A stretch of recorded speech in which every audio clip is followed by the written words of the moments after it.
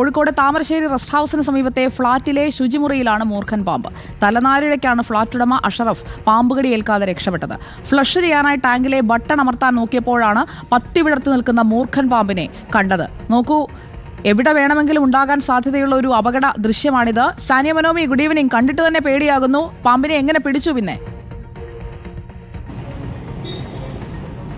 അതെ, വളരെ പേടിപ്പെടുത്തുന്ന ദൃശ്യങ്ങളാണ്. ദൃശ്യങ്ങളിൽ തന്നെ പാമ്പിനെ പിടികൂടുന്ന കാഴ്ചയും ഉണ്ട് എന്നുള്ളതാണ്. അതായത് PWD റെസ്റ്റ് ഹൗസിന് പുറകിലുള്ള ഫ്ളാറ്റിലെ ശുചിമുറിയിലായിരുന്നു ഇത്തരത്തിൽ മൂർഖൻ പാമ്പ് ഉണ്ടായിരുന്നത്. ഫ്ലഷ് ടാങ്കിന് പുറകിൽ ഒളിച്ചിരിക്കുകയായിരുന്നു. ഫ്ലഷ് ബട്ടൺ അമർത്താൻ നോക്കുമ്പോഴാണ് മൂർഖൻ പാമ്പ് പത്തി വിടർത്തി നിൽക്കുന്നത് കണ്ടത്. സ്വാഭാവികമായും പത്തി വിടർത്തി ഒരു പാമ്പ് നിൽക്കുന്നത് കണ്ടാൽ ആരായാലും പേടിച്ചു പോകും. ആ സമയത്താണ് ശുചിമുറിയിലെ ഫ്ലഷിൻ്റെ ടാങ്കിന് പുറകിലൊരു പാമ്പ് പത്തി വിടർത്തി നിൽക്കുക എന്ന് പറയുന്ന വലിയ ഒരു സംഭവം ഉണ്ടായത്.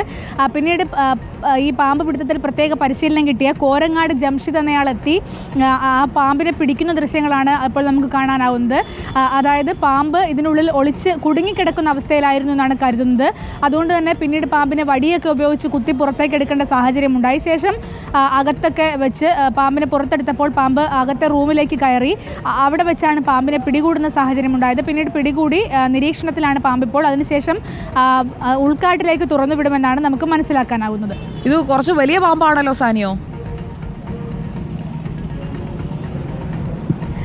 അതെ, വലിയ പാമ്പാണ്. ചെറിയ പാമ്പൊക്കെ ആണെങ്കിൽ നമുക്ക് മനസ്സിലാക്കാം. മാത്രമല്ല, ഈ ശുചിമുറിയുടെ വാതിലൊക്കെ അടച്ച്, സ്വാഭാവികമായി ശുചിമുറി ചെറുതായിരിക്കുമല്ലോ, അപ്പോൾ വാതിലൊക്കെ അടച്ച് അതിനുള്ളിൽ ഇരിക്കുമ്പോൾ ഈ ഫ്ലഷ് ടാങ്കിൽ ഫ്ലഷ് ബട്ടൺ അമർത്തുന്ന സാഹചര്യത്തിൽ അവിടേക്ക് പത്തി വിടർത്തിയ ഒരു പാമ്പ് നിൽക്കുക എന്ന് പറയുന്നത് മനുഷ്യനെ സംബന്ധിച്ചിടത്തോളം വലിയ പേടിയുള്ള സാഹചര്യമായിരിക്കും.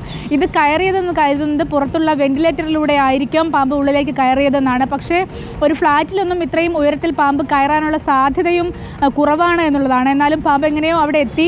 അതിനുശേഷം കണ്ടെത്തുന്നു. തലനാരിഴയ്ക്കാണ് ഈ ഫ്ളാറ്റിലെ താമസക്കാരൻ രക്ഷപ്പെട്ടതെന്നാണ് വനംവകുപ്പ് അധികൃതർ തന്നെ പറയുന്നത്. ഏതായാലും ചൂട് കൂടി വരികയാണ്. പുറത്ത് ചൂട് കൂടുമ്പോൾ ഈ ശുചിമുറിയുടെ ഒരു തണുപ്പൊക്കെ ആയിരിക്കാം, അല്ലെങ്കിൽ അവിടെ വന്ന പാമ്പ് പെട്ടുപോയതായിരിക്കാം. ആ ഫ്ലഷ് ടാങ്കിന്റെ തൊട്ട് പിന്നിലായി കുടുങ്ങിക്കിടക്കുന്ന രീതിയിലായിരുന്നു പാമ്പ് ഉണ്ടായിരുന്നത്. അതിനെ പിടികൂടുന്ന ദൃശ്യങ്ങളാണ് നമ്മൾ കണ്ടത്.